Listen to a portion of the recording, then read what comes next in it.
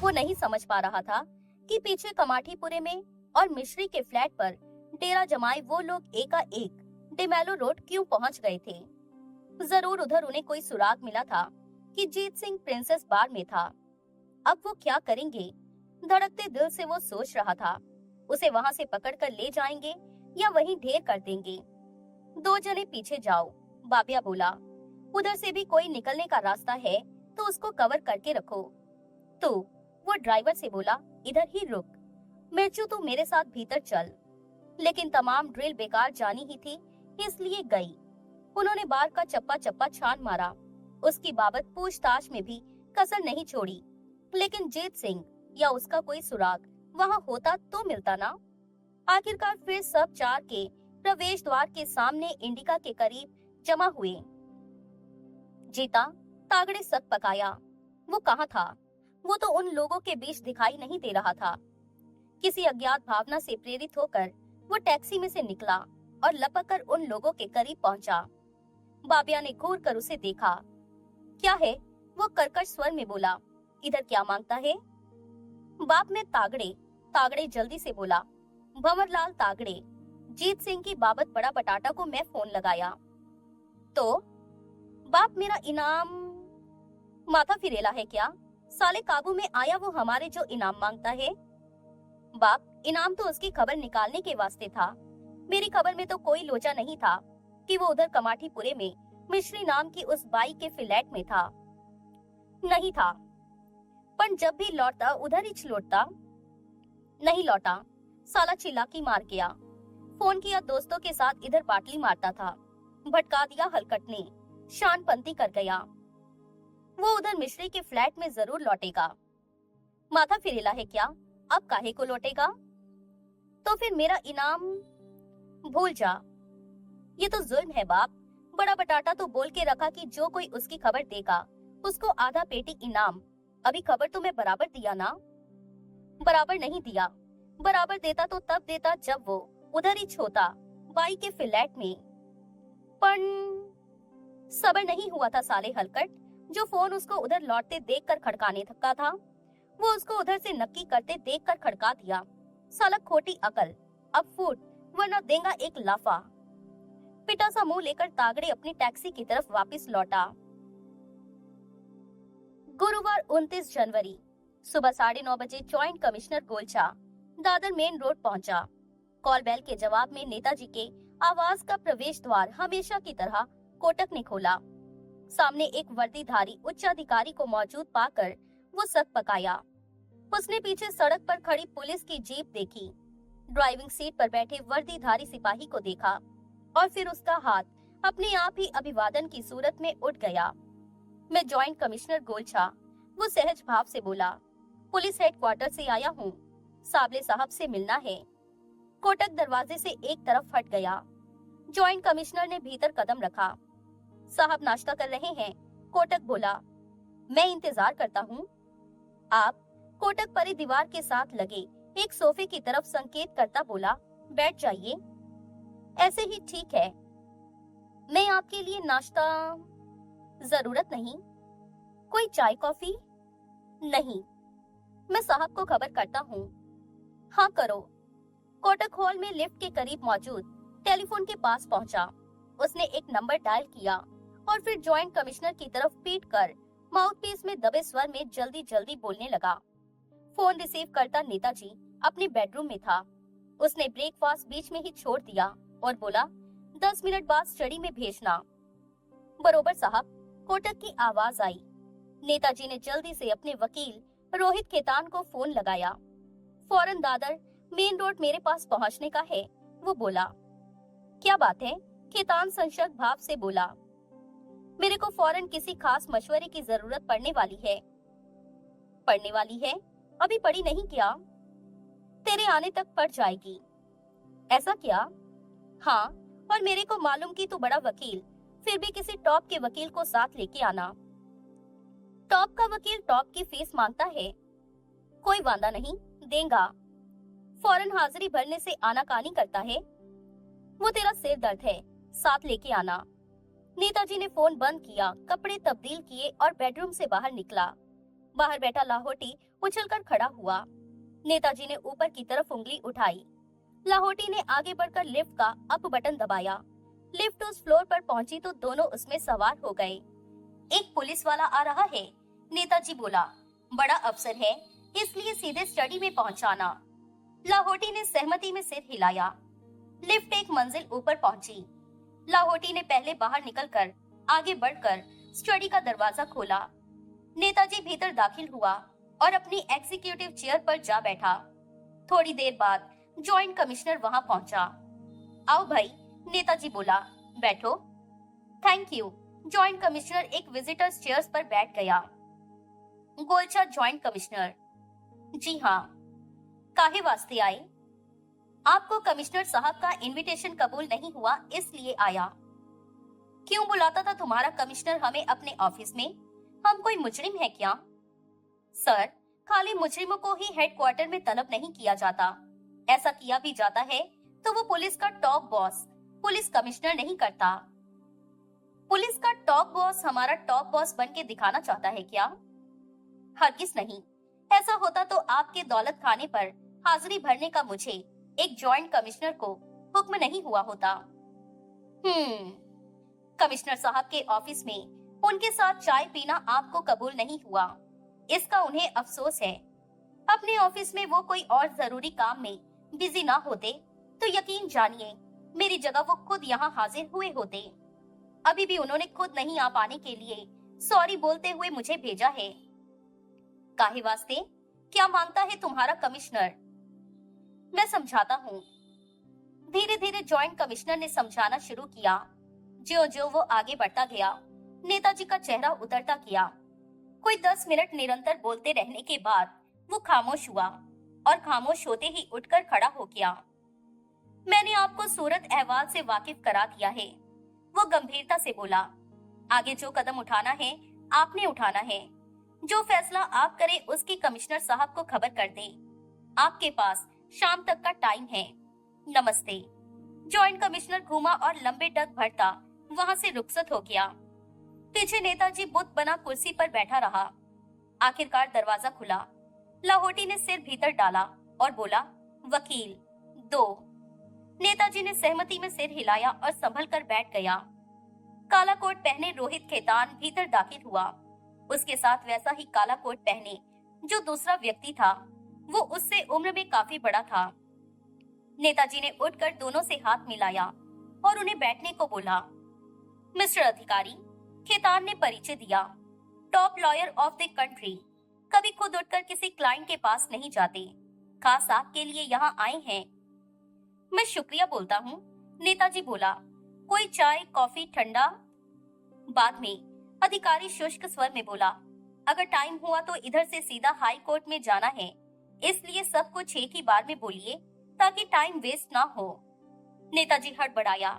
आदत के अनुसार उसके चेहरे पर अप्रसन्नता के भाव आए, लेकिन फिर उसने धारा प्रवाह, बमई कमिश्नर के बुलावे और फिर जॉइंट कमिश्नर की आमद तमाम सूरत अहवाल बयान किए। अधिकारी बोला, अब आखिरकार वो क्या चाहते हैं? मेरी दस्तक शुदा स्टेटमेंट चाहते हैं, नेताजी बोला। केकी मिस्त्री की एक हादसे के तहत हुई मौत से, जिसे कि वो अब कत्ल बताते हैं, और उसके बाद के वाकयात से मेरा कोई रिश्ता है तो भी, नहीं है तो भी। क्या आपने साइन करके दी है ऐसी कोई स्टेटमेंट? अभी नहीं, उन्होंने मुझे शाम तक का वक्त दिया है। स्टेटमेंट देने में ही आपकी गति है। क्या बोला? आपका भला है, उससे इनकार इस बात को मोहरबंद करना होगा कि आपके ढोल में कोई पोल है। वो तो है, आपको मालूम है, उनको नहीं मालूम। आप स्टेटमेंट साइन करने से इनकार करेंगे तो उनको भी मालूम हो जाएगा। क्या वो मुझे गिरफ्तार कर सकते हैं? खाली शक के बिना पर नहीं कर सकते, क्योंकि आप एमपी हैं, नेता हैं, जनता के प्रतिनिधि हैं। किसी छोटी मोटी वजह से वही नहीं करना चाहेंगे क्योंकि कोई बात स्थापित नहीं हो सकी, तो उनके लिए ऐसा करना अपनी हालत आबैल मुझे मार जैसी करना होगा। लेकिन अगर कोई गंभीर और पुख्ता सबूत आपके खिलाफ उनके पास है तो आप गिरफ्तार हो सकते हैं। मेरा एमपी होना उनको इस हरकत से बाज नहीं रख सकेगा क्या? नहीं रख सकेगा। खाली उन्हें एक फॉर्मेलिटी पूरी करना होगा, जो कि वो कर देंगे। कैसी फॉर्मेलिटी? आपकी गिरफ्तारी की सूचना उन्हें लोकसभा के स्पीकर को भिजवानी होगी। बचाव का क्या रास्ता है? कोई रास्ता है भी या नहीं? है। क्या? Somebody has to take a fall for all of it। क्या बोला? खुद को कुर्बानी से बचाने का ये भी एक रास्ता होता है कि दूसरे को कुर्बान हो जाने दिया जाए। मैं अभी भी नहीं समझा। क्या आप कुर्बान होना चाहते हैं? नहीं। अरे भाई, मेरी ऐसी मंशा होती तो मेरे को तुम्हारी यहाँ क्या जरूरत थी? तभी तो बचेंगे आप जब कोई आपकी जगह लेगा। इतनी सी बात समझने में कोई प्रॉब्लम है क्या? नहीं। आपकी जगह लेने वाला कौन दिखाई देता है आपको? मेरा भांजा और आपका ट्रबल शूटर। नहीं नहीं mister Sable, you are in a jam. You have to save your skin and in present case you can do that only by sacrificing half the skin, and half the skin is better than no skin। Netaji पलके झपकाई। पूरी चमड़ी बचाने के लिए आधी चमड़ी की कुर्बानी जरूरी है, खेतान बोला, क्योंकि चमड़ी कतई ना होने से आधा चमड़ी होना बेहतर होता है। लेकिन नेताजी बड़ी कठिनाई से बोल पाया। क्या लेकिन? अधिकारी उतावले स्वर में बोला। ऐसा होने पर बोनी और बड़ा बटाटा अगर असलियत बयान करने लग गए तो? करते रहें। जो कुछ वो बयान करेंगे उसे वो कभी साबित नहीं कर पाएंगे। It will be their word against your word. उनकी बात आपकी बात के सामने हरगिज नहीं ठहर पाएगी। वो यही तो कहेंगे कि जो हुआ आपकी जानकारी में हुआ, आपकी रजामंदगी से हुआ। लेकिन सबूत कहाँ है? जो कहेंगे उसे साबित कैसे करेंगे? आपने किसी वारदात में शिरकत नहीं की। आप किसी मौकाए वारदात पर नहीं गए।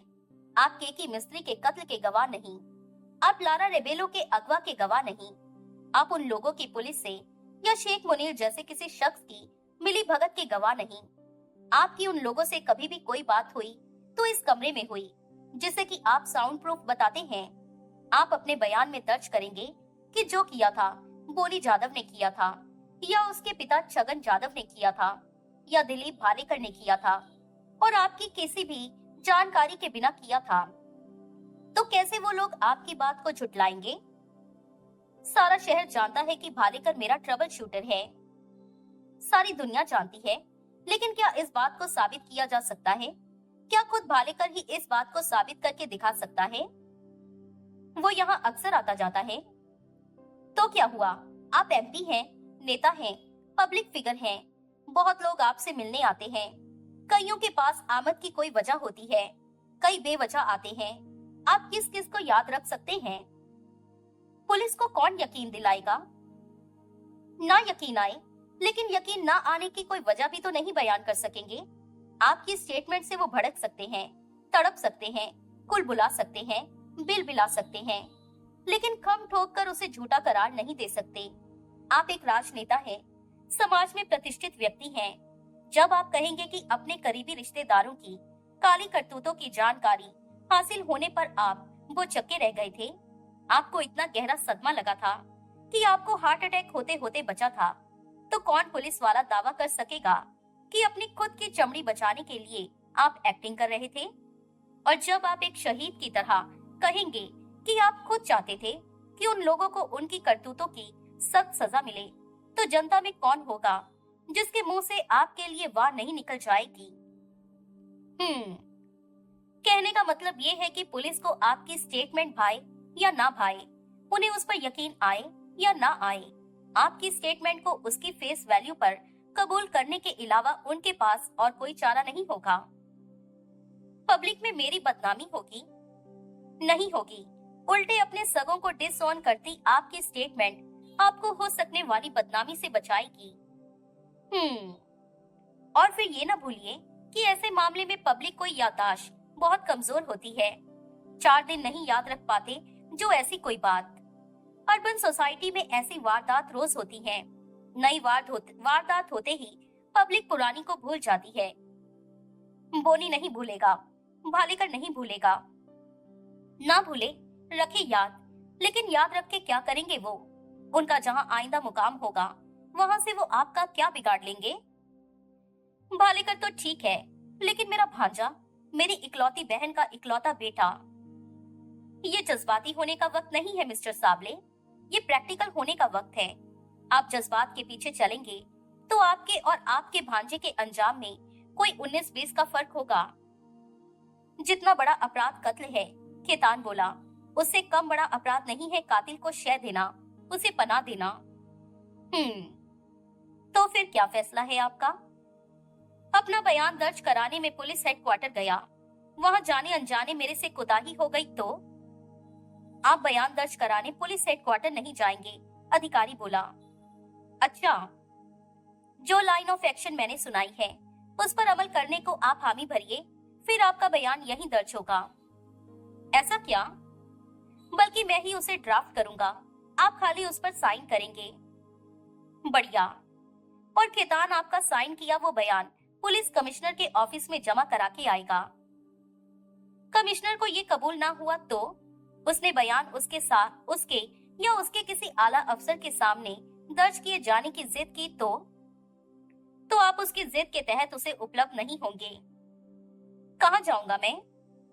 अस्पताल में। उसकी ऐसी कोई जिद करने पर आपको एकाएक छाती में दर्द महसूस होने लगेगा, घबराहट महसूस होने लगेगी, सांस लेने में दिक्कत महसूस होने लगेगी और आपका हमदर्द डॉक्टर फॉरेन नर्सिंग होम में, आपको पसंदीदा नर्सिंग होम में, जहां आप महसूस करेंगे कि आप पिकनिक पर आए, भर्ती कराए जाने का मशवरा देगा और यूं आप जब तक चाहेंगे पुलिस की पहुंच से बाहर होंगे।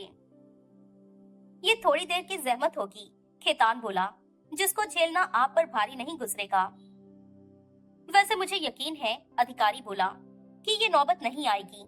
जब खेतान आपकी साउंड स्टेटमेंट लेकर खुद कमिश्नर के पास आएगा और उसे बताएगा कि आपका वकील खेतान ही नहीं मैं भी हूँ, तो कमिश्नर को यूं हासिल हुई स्टेटमेंट कबूल होगी। बढ़िया। अब बोलिए, क्या फैसला है आपका? बड़े वकील साहब, मुझे आपकी राय पर अमल करना कबूल है। गुड। और आपकी इस उम्दा राय की कोई भी फीस भरना कबूल है। Very good. ऑर्डरली चाय की ट्रे छोड़कर गया तो जीत सिंह ने 2 कप चाय तैयार की और फिर घायलों को टहोक कर जगाया। घायलों ने आंखें खोली। जीत सिंह को सामने पाकर वो हड़बड़ाया और तकियों के सहारे सीधा हुआ। चाय पी ले, जीत सिंह ने मुस्कुराते हुए कप उसकी तरफ बढ़ाया। जीते, घायलों के मुंह से निकला, तू यहाँ? आधी रात के करीब आया तो गोली के असर में सोता था। इधर मरीज के साथ एक ही भीड़ों के ठहरने का हुक्म है, इसलिए मैंने परदेसी को घर भेज दिया, दोपहर तक आ जाएगा। तू रात से ही इधर है? हाँ। काहे? लंबी कहानी है, बोलेगा। अभी चाय पी। पिछली रात उसे वही सेफ रैन बसेरा सूझा था, जिधर की बड़े बटाटा के आदमियों की तवज्जो नहीं जा सकती थी। यूं उसको रैन बसेरा मिला था और परदेसी को, जो कि 20 जनवरी मंगलवार रात से ही उस कमरे में घायलों के साथ गिरफ्तार था, घर जाने का मौका मिला था। चाय खत्म करके जीत सिंह ने कप ट्रे में रखा और उठ खड़ा हुआ। घायलों ने प्रश्न सूचक नेत्रों से उसकी तरफ देखा। अभी जाके आता है, इधर 6 मैं। जीते, मैं इधर कब तक? बस 2-3 दिन और, मैंने मालूम किया है। जीते, मैं तेरा एहसान कैसे भूलेंगा? माथा फिरेला है क्या? अरे जो तू मेरे वास्ते किया, मैं तो उसकी परछाई भी तेरे वास्ते नहीं किया। पण आता है। उसने उठकर दरवाजे की तरफ कदम बढ़ाया, तभी फोन की घंटी बज उठी। वो ठिठका, फिर उसने आगे बढ़ के फोन उठा लिया। लाइन पर परदेसी था। खास खबर है, वो बोला, इस वास्ते टाइम वेस्ट किए बिना फोन लगाया। क्या? जीत सिंह बोला। घायलों तो नहीं सुनेगा ना? जो तू बोलेगा वो कैसे सुनेगा? अपने बोले का ख्याल करूंगा। अंडरवर्ल्ड में बड़ा बटाटा फैला के रखा है कि जो कोई तेरी या उस गोवानी लड़की की, जिसकी वजह से सब गलाटा है, उस तक कोई ऐसी फिट खबर पहुंचाएगा जिससे दोनों में से कोई काबू में आ सके, उसको वो इनाम में 50,000 रुपीज देगा। इधर मुंबई में फैला के रखा क्या? खाली इधर नहीं, आजू बाजू दूर दूर तक, बहुत दूर दूर तक, up to 50 kilometres. Oh, urgent phone तेरे को वार्न करने को लगाया। अभी तेरे को छुट्टा नहीं घूमने का है, बहुत खबरदार रहने का है। कोई मुखबिरी किया तो तेरे को खबर भी नहीं लगेगा कि बड़ा बटाटा तेरे सिर पर होएगा। ठीक बोला। पिछली रात का नजारा याद करता जीत सिंह बोला। सो बी केयरफुल, अभी कट करता है। जीत सिंह ने रिसीवर वापस क्रेडिट पर रख दिया। कौन था? गायलो उत्सुक भाव से बोला। परदेसी, जीत सिंह बोला। क्या बोलता था? पक्की करता था कि दोपहर तक इधर आ जाएगा। ओ। जीत सिंह कमरे से निकला और नीचे नर्सिंग होम की लॉबी में पहुंचा। वहां मौजूद पीसीओ बूथ से उसने मिश्री को फोन किया। हेलो, मिश्री की सावधान आवाज आई। कौन बोलता है? मालूम तेरे को, जीत सिंह बोला। मिश्री के मुंह से हल्की सी सिसकारी निकली। अभी क्या खबर है उधर की? अकेली है क्या? नहीं। रात वाले भेड़ू अभी भी तेरे सिर पर सवार हैं? एक। क्या मांगता है? वहीच जो कल मांगता था। हाँ। उन्हें अभी भी मेरे लौट के आने की उम्मीद है? कुछ कुछ। इसी वास्ते एक आदमी पीछे छोड़ा? हाँ। उनको मेरे उधर होने की खबर कैसे लगी?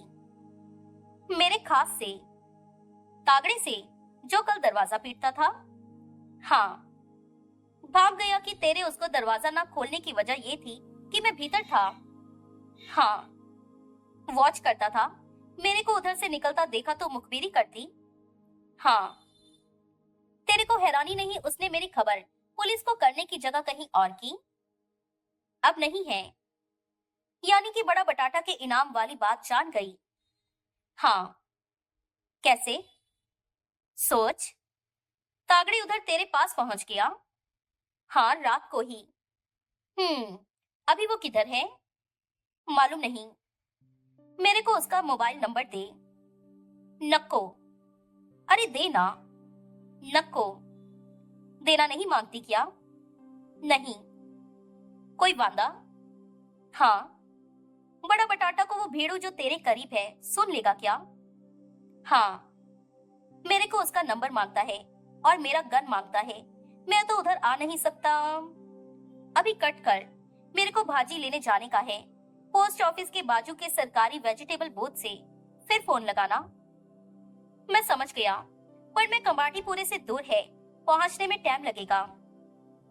अरे घर से निकलने को तैयार भी तो होना पड़ता है, ऐसे ही छुटकर चल देता है क्या कोई? तैयारी में टाइम लगता है? हाँ, उतना ही जितना मेरे को उधर पहुंचने में लगेगा। हाँ, अभी समझा। कौन है? एकाएक जीत सिंह को एक बड़ी मध्यम मर्दाना आवाज सुनाई दी। कोई गिराहक है, मिश्री की आवाज आई। साला अभी जाना मांगता है, जिद करेला है। नक्की कर दिया और फिर लाइन डेड हो गई। जॉइंट कमिश्नर गोलचा ने कमिश्नर जुआरी के ऑफिस में कदम रखा। शेख मुनीर ढूंढे नहीं मिल रहा।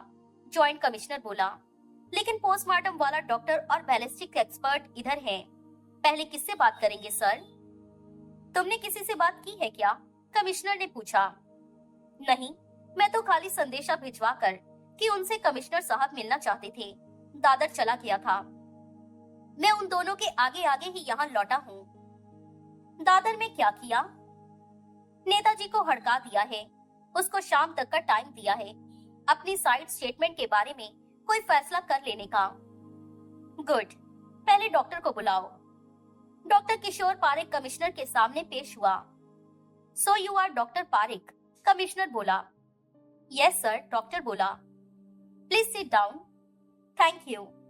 तो पुलिस के पोस्टमार्टम केसेस आप हैंडल करते हैं? सारे नहीं, मैं पोस्टमार्टम करने वाले डॉक्टरों के पैनल पर हूँ। आई सी।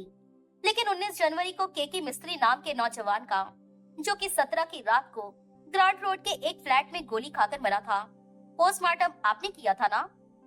यस। और वो नौबत आने से पहले 2 दिन पहले 17 तारीख की रात को आप मौकाए वारदात पर भी गए थे? मैं नहीं गया था। पुलिस के बुलाए लाश का मुआयना करने अपने एक असिस्टेंट के साथ? नहीं।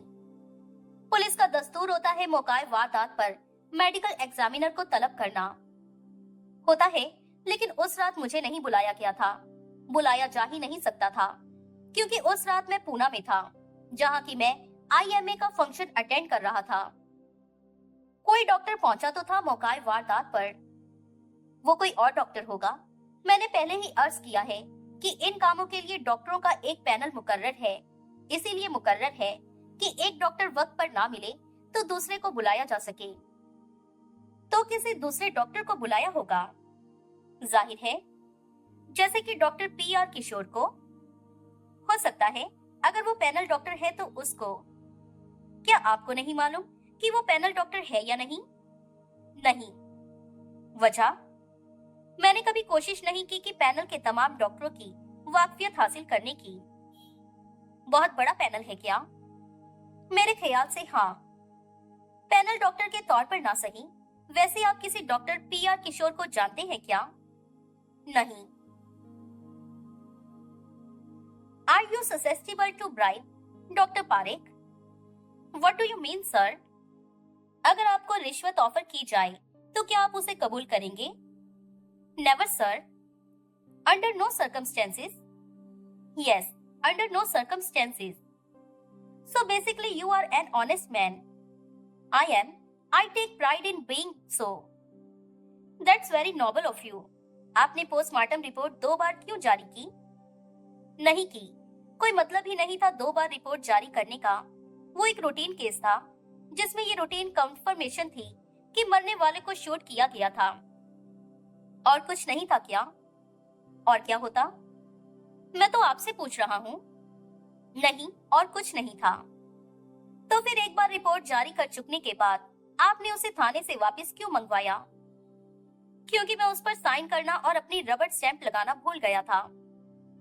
क्या आप किसी दिलीप भालेकर को जानते हैं? नहीं। जो कि बड़ा बटाटा के नाम से भी जाना जाता है? मैं नहीं जानता। मिस्टर पारेख, जब 2 जनों में वाकफियत हो तो उस वाकफियत की तस्दीक दोनों जने कर सकते हैं। दिलीप भालेकर उर्फ बड़ा बटाटा एक मवाली है जो कि बहुत जल्द गिरफ्तार होने वाला है। जब वो कहेगा कि वो आपसे वाकिफ है तो आपका जवाब क्या होगा? तो मैं कहूंगा कि वो झूठ बोल रहा है। This will be your word against his word. मैं एक प्रतिष्ठित डॉक्टर हूँ। मेरे कहे के मुकाबले में एक मवाली के कहे को तरजीह देना मेरे साथ ना इंसाफी होगी, बल्कि जुल्म होगा। क्या ये सच नहीं है कि आपने बड़ा बटाटा से रिश्वत खाकर अपनी रिपोर्ट तब्दील की और उसे उसके मन माफिक बनाया?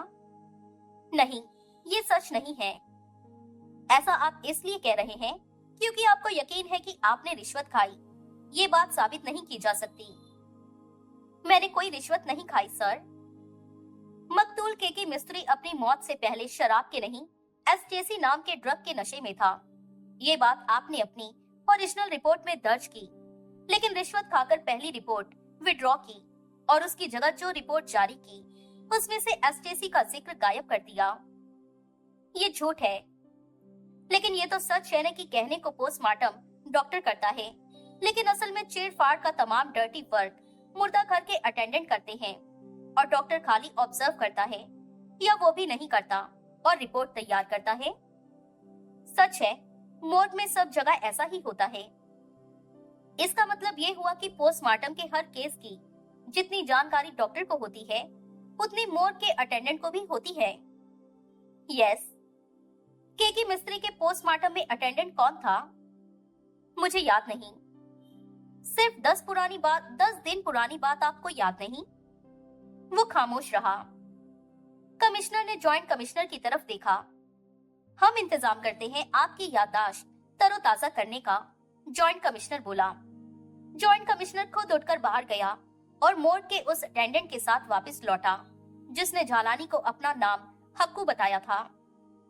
ये था वो अटेंडेंट, जॉइंट कमिश्नर बोला, जिसने केके मिस्त्री का पोस्टमार्टम कंडक्ट करने में आपकी मदद की थी और इसलिए जो पोस्टमार्टम के हर पहलू से वाकिफ है, एसटीसी वाले पहलू से भी।